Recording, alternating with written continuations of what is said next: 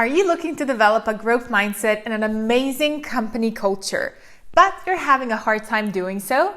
Stay tuned and learn about 5 ways to turning that around. Now, most people spend about 80% of their week working. And that means that we usually spend more time interacting with coworkers than with our friends and family. So this topic is not to be taken lightly. Now, if you're new to my channel, my name is Andreja, and I'm a professional executive performance coach. And on this channel, we talk about all things business, growth, and performance. So hit that subscribe button to get notified when we post new content. Now, answer this for me, please. Do you think a company's culture is responsibility of the CEO and the HR department, or do you think it's everyone's responsibility? Well, according to new studies coming from Harvard Business Review, the old way of delegating and compartmentalizing companies' culture no longer works. In the last year, COVID has proved that the top-down leadership approach is ineffective and less flexible.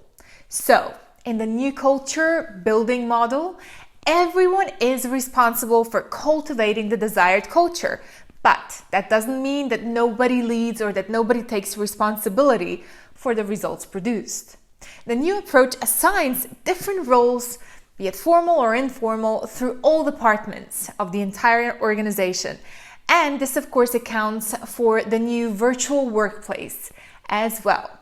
Now, the most common question is, how can you continue to build and leverage your culture while your entire organization is operating mostly remotely? Well, research again has proven that even when you create a culture that is strategically aligned and strong, this won't help you in the long term. Because what's important is that you develop a culture that is also adaptive at the same time. Now, what does that even mean? Cultural adaptability shows that your organization is able to innovate, it's able to experiment and quickly take advantage of new opportunities.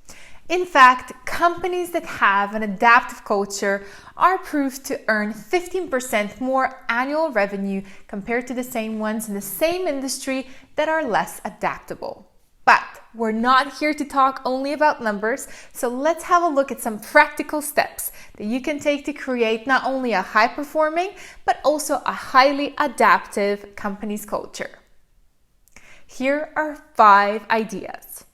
Idea number 1, hire and promote people who are resilient, adaptable, and exhibit grace under fire. This means that you want to hire rebels, people who can think and keep their cool under pressure. Now, idea number 2, create an environment that promotes learning and also exchanging skills and new ideas.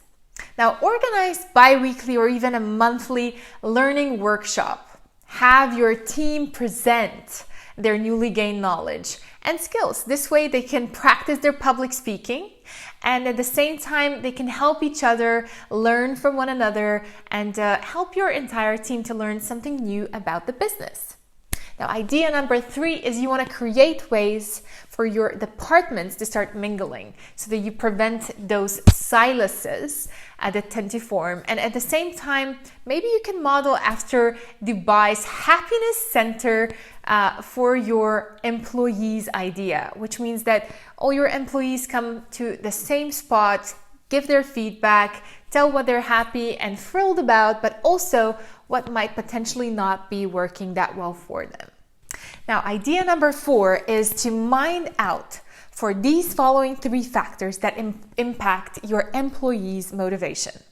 These are role design, identity of the company, and career ladder. Now, make special efforts to design a highly motivating and challenging role that engages the individual, but also help your employees see how their work makes a difference in real life. And thirdly, make progression and reward for all the hard work very clearly visible. Now, this takes us to idea number 5, create a mentoring and coaching culture. starting and ending your week with a team huddle, asking these following 3 questions might make a huge difference for your team. First, you want to ask, what did I learn this week? How did I go? Secondly, what impact did I have? And thirdly, set the intention for the following week and ask, what new do I want to learn in the following week? What impact do I want to have? Now, usually there are mentoring programs within an organization that take care of junior people, but it is also very important to know that senior executives need support too. Now, that's where executive coaching comes in. Oftentimes, top-level executives take care of everyone else in the business, but they're too often too busy or too under pressure to get support for themselves. Being coached doesn't mean you don't know how to do something. On the contrary, actually, it simply means that you've prioritized your thinking time to tackle and solve those big ticket questions that will help you govern strategically and think outside the box. Now, if you're interested in executive coaching, or maybe if you know someone who is, let's connect. Now it's your time to shine. What are your tips to creating an amazing company's culture? Share with us in the comments below. We would love to know and obviously learn from you. Now, thanks so much for watching, and I'll see you next time.